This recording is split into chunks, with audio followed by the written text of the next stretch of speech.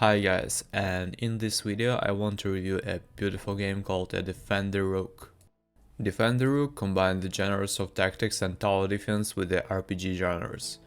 As a fan of all three of these things, I had to take a look at this spot. The title was originally released on Steam back in October 2021 and seems to have been lost at random. Is it worth checking out if you're a fan of one or all of these genres? Yes and no. Attacker. You are a master. With your abilities, you will help the obviously evil queen who is trying to steal all the jewels. Your super cool abilities allow you to fight your enemies from afar. The action of the game takes place on a square 9-on-1 board. The perspective is shaped like a rhombus from the player point of view, a problem we'll address a little later. In a full run, you will complete 5 levels in 5 areas. The game is similar to roguelike. Your 3 heroes get power-ups, which you choose after each level you complete. The metagame is a short series of unlockables for your various parts, and I think this red mill of upgrades is acceptable for this genre. Each level begins with you moving your 3 heroes around and setting up turrets, which you can gradually customize and enhance with each playthrough. The main piece is the eponymous Rook, which is a fully mobile piece that can also deal damage within a limited range. It is a tower that you must defend, it can also fight back.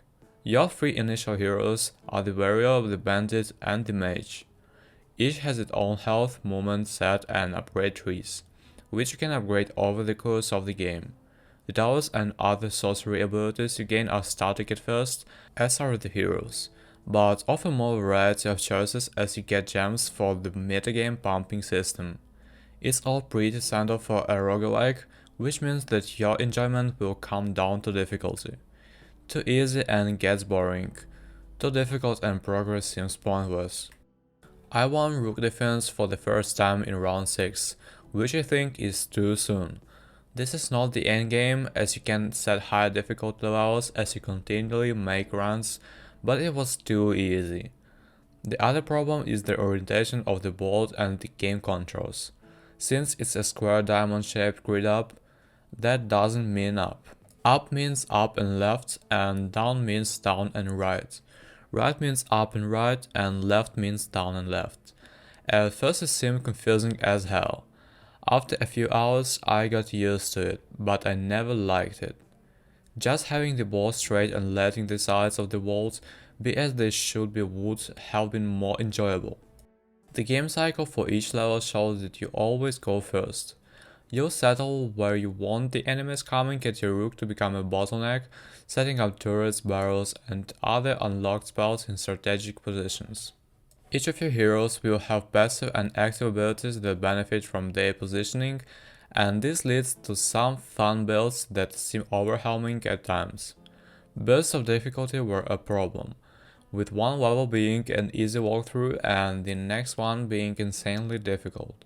Then the next mission was much easier again, and I never felt like it was a gradual increase in danger. Controlling your figures can also be a problem because of the system that requires you to move slowly between each figure, click on it, choose where you want it to move, and then click again if necessary to make it attack. If you only move it and not attack it, you have to make sure you finish that piece move, otherwise you can't move any other pieces. It's like a game that works great with the mouse and just requires too many repeated clicks of the crossbar on the move on the controller. Aside from changing perspective, some way to quickly move to each character and enemy would greatly reduce the time it takes to make each major move. To put the turrets down, you'll see a small platforms that block movement on the board. Figuring out which turret to use and where to use, it is the key for medium to late levels. Enemies will appear mostly at set points on the board each turn. After defeating all current enemies in this wave, you will get a choice between 3 upgrades, one for each hero. I tried the updated approach for everyone and it worked well. Focusing on just one hero inevitably caused the others to die at the beginning of the battle, and my Rook became easy prey. Graphics and sound. Graphically, the game looks okay. It is vividly animated look using a high fantasy theme. The backgrounds and boards are static, and each part is beautiful 3D model. They are low resolution, but they work well with the required perspective. They are fully animated for their